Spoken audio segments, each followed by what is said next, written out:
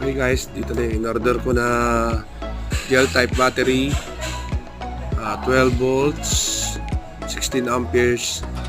Bali pang e-bike talaga siya, pero maganda daw to sa supply para gamitin sa solar panel. Kunti-kunti na lang, malapit ko nang mabuo yung mga gagamitin ko para sa solar panel ko sa bahay. Ayan guys, medyo mahirap lang siyang buksan. Bali nabili ko na pala ito sa Lazada sa halagang 912 pesos. Ginamitan ko lang siya ng free shipping voucher saka mga voucher na discount. Bali regular price niya is 950. Nakuha ko lang siya ng 912. Yan po siya, e-bike battery, gel type, 12 volts, 16 amperes. Thank you!